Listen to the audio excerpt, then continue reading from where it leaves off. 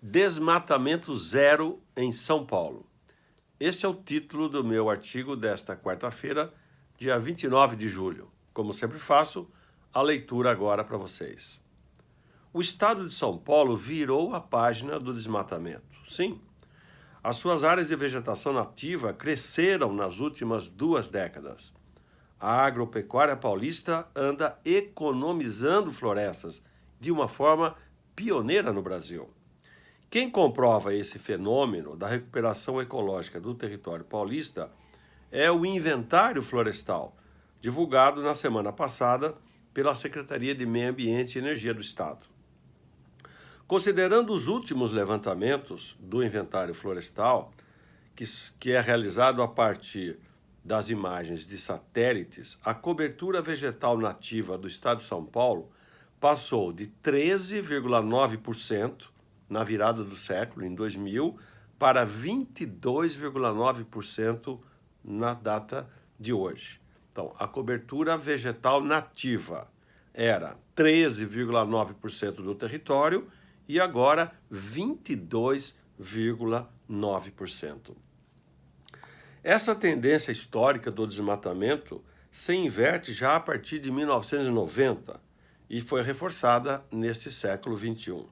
Entre os anos de 2000 e 2020, verificou-se, portanto, um acréscimo de 64% nos remanescentes naturais, seja do bioma Mata Atlântica, seja, em menor grau, do bioma do Cerrado no território paulista. O número é preciso: 32,6% da Mata Atlântica original do estado de São Paulo está preservada. Pessimistas, adeus. Várias razões levaram a essa reversão no desflorestamento do território paulista. Em primeiro lugar, há que se destacar a fiscalização ambiental. O estado de São Paulo conta com uma poderosa e treinada Polícia Militar Ambiental, que age na repressão ao corte ilegal de florestas. Em segundo lugar, os próprios agricultores tiveram um papel fundamental ao cumprirem o Código Florestal. Eles realizaram, assim, especialmente, a recuperação ecológica das matas ciliares, que são aquelas que protegem córregos e rios, categorizadas pela lei como APPs, Áreas de Preservação Permanente. Em terceiro lugar, além da fiscalização e da ação dos próprios agricultores, há que se destacar as políticas públicas. Primeiro, a criação de dezenas de unidades de conservação ambiental, parques, reservas, a começar daquelas que protegem a Serra do Mar. Toda a Serra do Mar em São Paulo está bem protegida pelo poder público. Segundo destaque, o protocolo agroambiental, firmado em 2007, modéstia à parte, quando eu fui o secretário de Meio Ambiente do Estado, entre o governo e o setor sucro-alcooleiro. Além do foco de, num prazo de 10 anos, acabar com as queimadas do canavial, a recuperação de matas ciliares também era um item obrigatório dentro do protocolo sucro-alcooleiro. O terceiro programa ambiental do governo é aquele intitulado Nascentes, que utilizou a pedagogia do pagamento por serviços ambientais para estimular a proteção de recursos hídricos. Foram 20 mil hectares preservados desde 2015. E me lembrou um colega engenheiro agrônomo, o Armando Portas, da CAT, que o programa que a Secretaria de Agricultura fez de microbacias hidrográficas também teve um papel importante nesse processo, e ele está certo, e eu me esqueci de colocar aqui no meu artigo. Em quarto lugar, foi fundamental a pressão da opinião pública, capitaneada pelas organizações não governamentais, principalmente a SOS Mata Atlântica, uma ONG da qual eu sou fundador. Sociedade civil é essencial em políticas ambientais. Enquanto o país se preocupa com o desmatamento criminoso da Amazônia, em São Paulo se comemora há 20 anos o desmatamento zero. É incrível. Mais ainda importante, entremeadas com as lavouras e as pastagens, estão crescendo as matas ciliares, formando verdadeiros corredores ecológicos que serpenteiam a paisagem rural, protegendo a fauna e a flora. Este ganho ambiental no território paulista é um resultado notável permitido pela intensificação tecnológica do agro. Esse é o processo fundamental a ser colhido.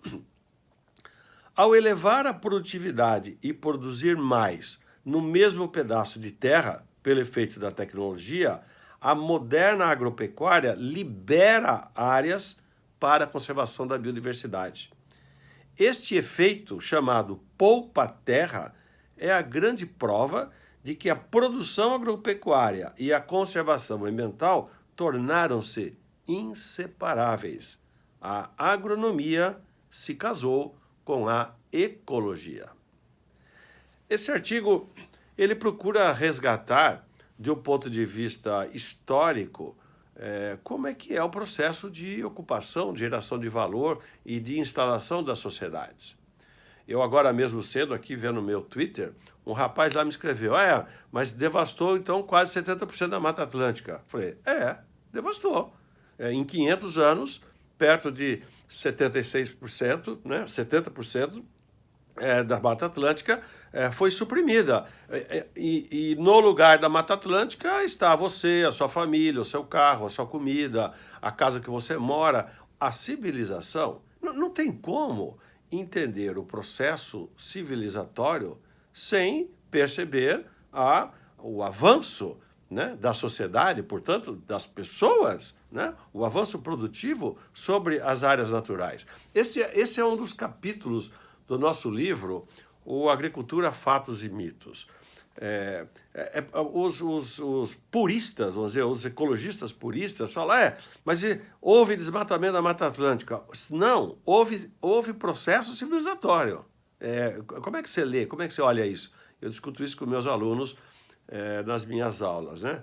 Você pode ver, houve desmatamento. Você pode falar, houve processo civilizatório. Porque desde o Império Romano, ou antes disso, a expansão humana, né, causa o desmatamento, o avanço sobre áreas pantanosas, como aconteceu na Inglaterra e na Irlanda. Os holandeses recuaram os mares para aproveitar aquelas baixadas, né, fantásticas de produção. Então, nós temos que entender o processo da ocupação do território e, portanto, o desmatamento do ponto de vista histórico, civilizatório. Agora, é óbvio, isso não tem nada a ver com o desmatamento criminoso que acontece na Amazônia. Ilegal, fora. Não é feito por agricultores propriamente ditos, é feito por todos, em áreas públicas, em áreas indígenas, em assentamentos de reforma agrária. É uma bagunça, um horror o que acontece na Amazônia, que não tem regularização fundiária. 40% aproximadamente das terras da Amazônia não são destinadas, ninguém sabe quem é o dono, são terras de ninguém. Se são terras de ninguém, naquela imensidão lá, imagine, o nego vai lá e rouba o que tem de madeira de lei e, curiosamente, alguém compra, porque ninguém desmata se não vende a madeira. Quem está comprando essas toras? Pensa bem, é só ver onde sai a tora, né? Você não precisa nem fiscalizar o desmatamento, você fiscaliza por onde está saindo as toras, porque tora você não enfia no bolso da calça, da camisa, enfia uma tora aqui de mogno. Então, são duas coisas. Nós temos que ser mais precisos nessas informações e nós temos que bater com a sociedade o que está acontecendo, o que pode acontecer, o que é agricultura tecnológica bem feita e o que é ato criminoso ilegal, né? Acho essa questão importante. Existe ainda, muita gente me pergunta, para terminar aqui, existe ainda terra, vai continuar até quando o desmatamento? Estou falando do desmatamento legal, regular e tal. Vai até quando? Existem estudos que permitem estimar aproximadamente um estoque de 10 milhões de hectares de terras cobertas com florestas, seja no bioma do Cerrado, da Mata Atlântica e da Amazônia, mas do Cerrado principalmente, 10 milhões de hectares de solos de elevada aptidão agrícola, né? Então, você imaginar que esses solos férteis, bem localizados, com excelente aptidão agrícola, deixarão de ser utilizados? Eu acho difícil num contexto de demanda mundial crescente de alimentos, especialmente de proteínas. 10 milhões sobre a área cultivada hoje com grãos, né?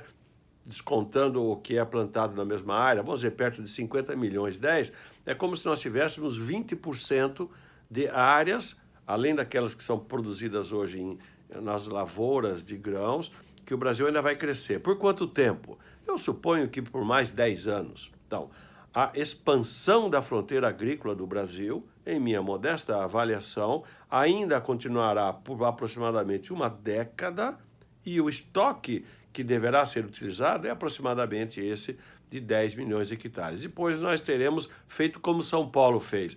O Brasil vai virar também a página do desmatamento. E nós vamos entrar no processo de recuperação de áreas desmatadas irregularmente ou desmatadas inadvertidamente, né?